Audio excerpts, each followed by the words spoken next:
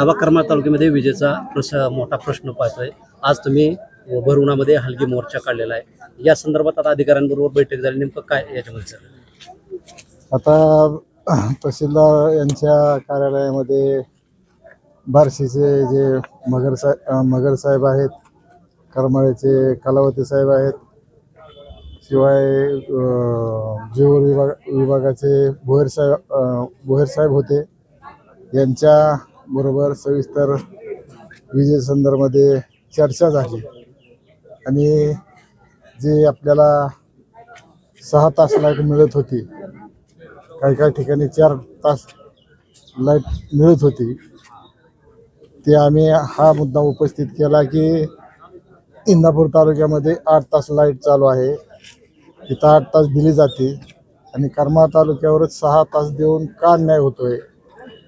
तर आपले मगर साहेब म्हणले मी खात्री करून घेतो आणि जर तिकडे जर 8 तास चालू असेल तर आपल्या करमाळ तालुक्यामध्ये सुद्धा 8 तास वीज द्यायची व्यवस्था करू.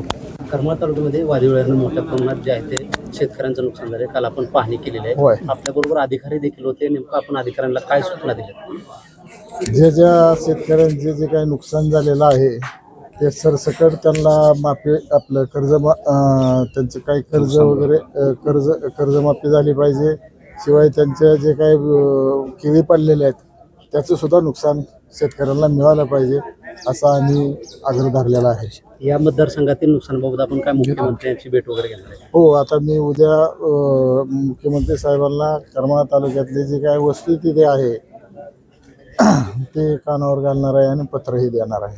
आपण आता पाहतो की आबा सध्या विधान परिषदेची निवडणूक लागली, पालकमंत्र्यांनी आपली भेट घेतली. हो. या संदर्भात काय नेमकं आपली भूमिका काय असणार? नाही, पुढं आता अजून त्याला टाईम आहे. वेळ आल्यानंतर त्या गोष्टीचा विचार केला जाईल. आदिनाथ कारखान्याविषयी विरोधाकडून आबा वेगवेगळे आरोप केले जातात, टीका केली जाते. आपली त्या संदर्भात काय प्रतिक्रिया? नाही, मी टीकेला टिकणारा माणूस आहे, त्याच्यामुळे मी कोण टीका करते त्याचा विचार करणार नाही. निश्चित हा आदिनाथ सहकारी साखर कारखाना भविष्य काळामध्ये चालू झालेला दिसेल.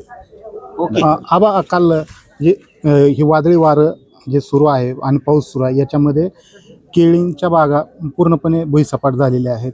आपण इथं कृषी मंत्री किंवा महसूल मंत्र्यांना या संदर्भात हो, त्यांच्यासाठी सुद्धा निवेदन तयार केलेलं आहे. मी आज मुंबईलाच निघालो आहे. हा मोर्चा होता म्हणून मी थांबलो होतो. आता मुंबईलाच निघणार आहे आणि उद्या सन्माननीय कृषी मंत्री, मुख्यमंत्री यांच्या भेटी येणार आहे. काहींचे घरावरचे पत्र देखील उडून गेले, त्यांना तात्काळ मदतीसाठी काय करता सूचना वगैरे देता येईल? त्याच्यासाठीही पत्र देऊ आपण आणि शासन दरबारी तो विषय मांडू. चालेल.